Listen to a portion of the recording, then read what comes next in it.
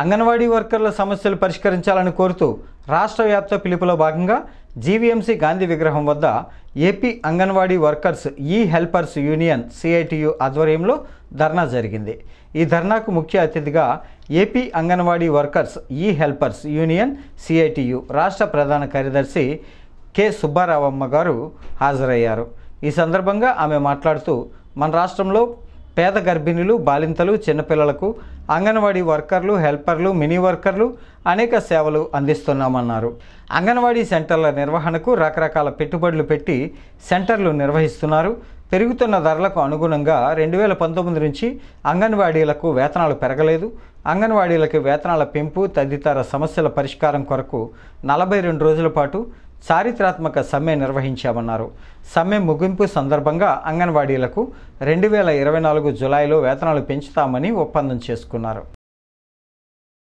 ఈరోజు వర్కర్లతో సమానంగా హెల్పర్లు పనిచేస్తారు, ఇద్దరు సమానమే మాకు।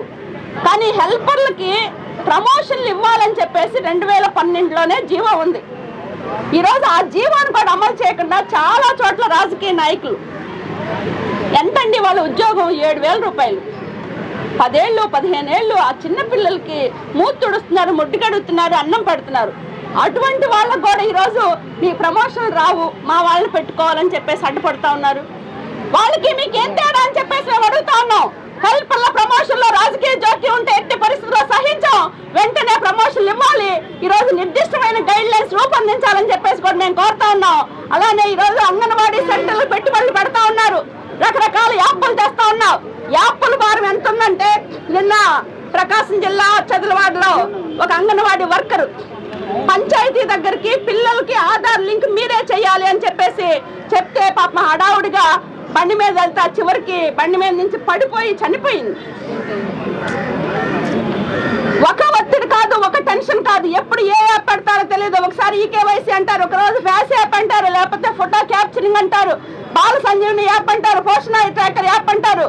మామూలు టెన్షన్ కాదు, ఇంజనీర్ల కన్నా ఎక్కువ టెన్షన్ పెడతా ఉన్నారు। ఈ పని భారం తగ్గించాలని చెప్పేసి కోరుతున్నాం। చివరిగా మట్టి ఖర్చులు జీవో ఇచ్చారు మొన్న। మినిట్స్ కాపీలేమో 20,000 రూపాయలు ఇవ్వాలని మినిట్స్ కాపీలు అంగీకరించింది గవర్నమెంట్।